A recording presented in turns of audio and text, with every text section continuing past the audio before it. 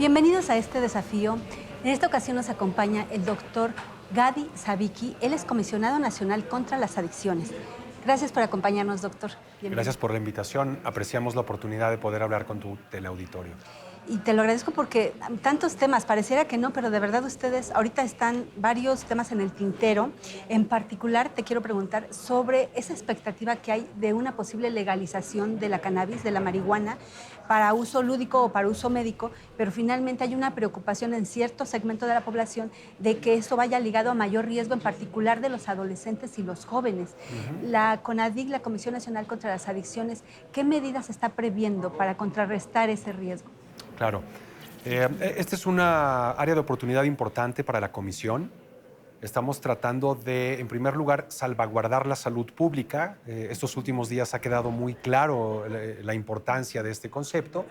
Y en ese sentido, la CONADIC ha sido consultada y ha sido llamada para una serie de asesorías y de intercambios con distintos órdenes de gobierno, distintas instancias, para poder abonar a esta discusión. Lo que está en juego no es trivial, es la salud de los mexicanos, la salud mental de los mexicanos. Y en ese sentido, con esta regulación o este intento de regulación o esta regulación progresiva y segmentada, lo que se está tratando de hacer es elegir cuál es el menor de dos males: de seguir adelante con un mercado totalmente prohibitivo que nos ha dado muy malos resultados, o el tratar de regular un uso que puede llevarnos no hacia la solución absoluta del consumo patológico de cannabis, pero sí a mejorar otro tipo de indicadores y de variables y de circunstancias que son muy importantes. Que, como bien lo comentas tú, probablemente el reto principal es el hacer que cuando haya un mercado de cannabis lúdica, si es que esto se da en el país en el futuro próximo, cómo hacer para que los niños, las niñas, los adolescentes, las juventudes no tengan un acceso hacia esta sustancia, porque durante esta etapa de la vida es significativamente más problemática que en usuarios que ya son adultos y que de alguna manera han logrado pues resolver las partes más importantes de su vida. Y a los que somos padres de adolescentes, de alguna manera hay esa preocupación, ¿no? De que puedan estar muy expuestos. De por sí ya lo están, pero que sea más accesible todavía, o se lo ofrezcan con mucha facilidad a nuestros jóvenes.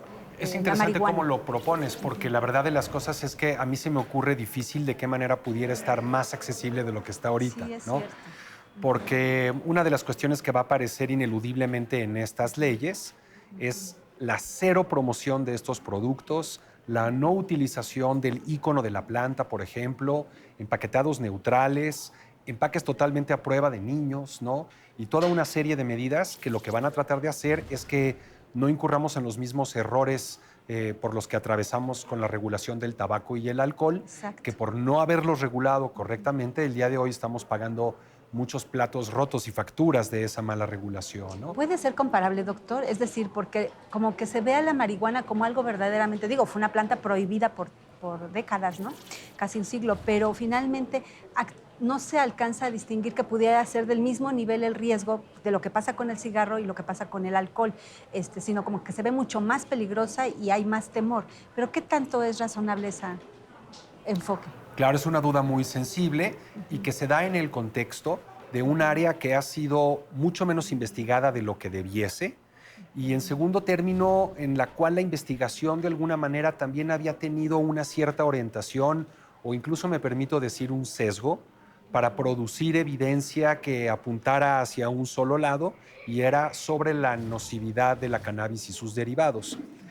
Es difícil contestar a tu pregunta porque si yo, por ejemplo, te presento a un muchacho, a una joven mexicana que fueron sorprendidos con una cantidad moderada de cannabis en la calle o consumiendo, y que fueron involucrados en el proceso ministerial penal, yo te diría, he ahí dos chavos que tuvieron muchos problemas en su vida por el consumo de cannabis.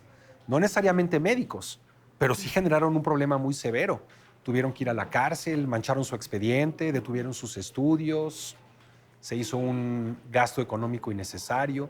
Cuando hablamos del alcohol, pues bueno, aparte de que hay gente que sí maneja y mata a otras personas cuando está intoxicada y demás, nos dirigimos más hacia los daños de salud claros.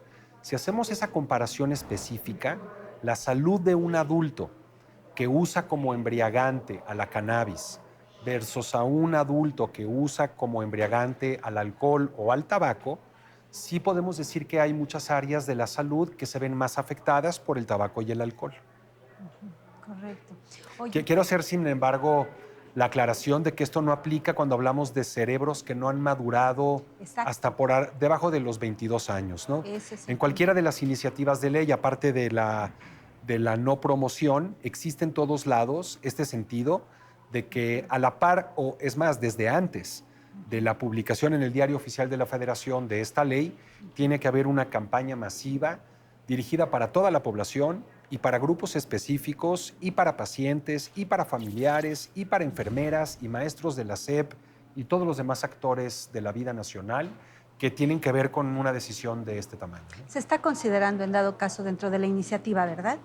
O sea, ¿Qué? medidas, Sí, una por campaña, supuesto. lo que estás mencionando, Por para así supuesto. como que generalizada y masiva. Para Aquí cuidar a realmente nuestros tenemos jóvenes. que operar bajo esta estricta máxima de que no hay que dar pasos sin guarache, ¿no? Lo primero que hay que defender es la salud pública. Tenemos que ir dando cabida a las voces de la sociedad, a los nuevos tiempos cambiantes. Incluso te diría yo algunos de los actores que vienen de la industria, ¿no?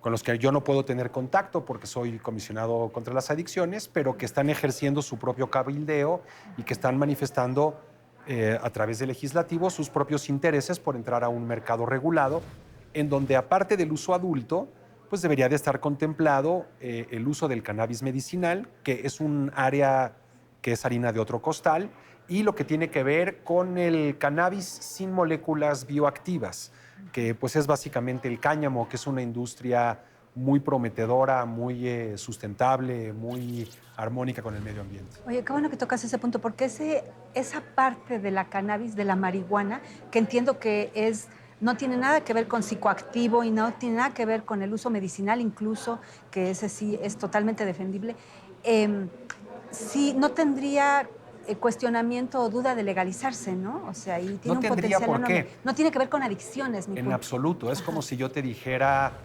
que, bueno, tú has comprado champiñones en el supermercado, ¿no? Pues sí, Y tú puedes ver un champiñón y es muy parecido a un hongo psilocíbico, claro, pero son alucinógeno. por completo diferentes, ¿no? Sí, Uno o es los un cactus. champiñón. Claro, Exactamente, exactamente. sí. Oye, sí, claro, y es que hay tanto estigma contra lo que tiene que ver con la marihuana, pero el ejemplo que estás dando de los hongos es clarísimo. Claro.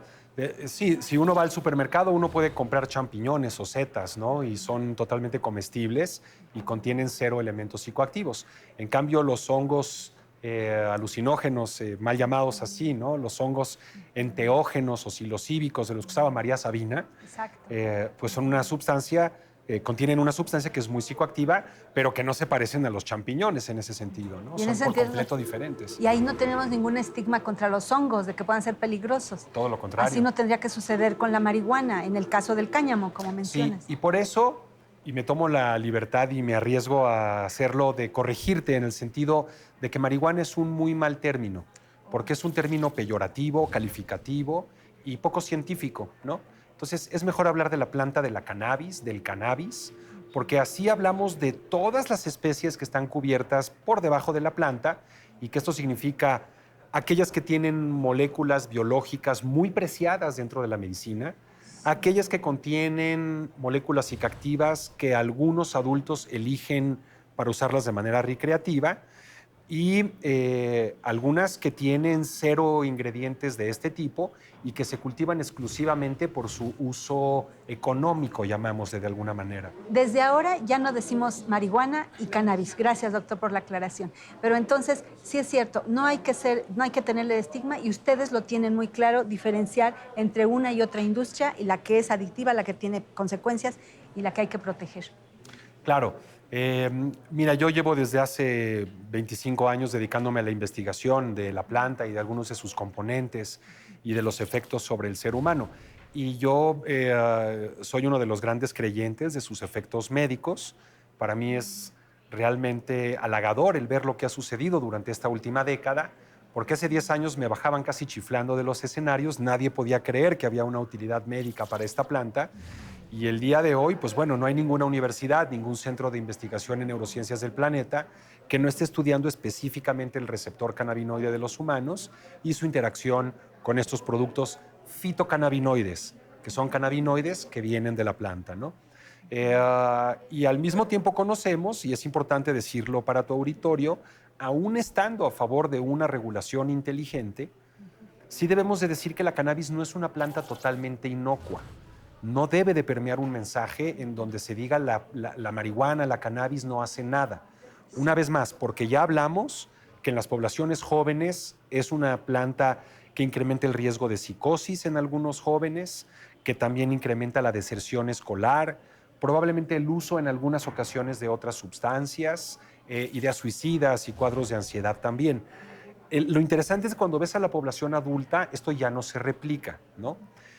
También tenemos que darnos cuenta que hay otro tipo de situaciones asociadas al uso del cannabis que no son menos problemáticas. Por ejemplo, la combinación del alcohol con marihuana es una combinación muy socorrida por los jóvenes mexicanos y que a veces causa cuadros muy agudos en donde los chavos quedan inconscientes, ¿no?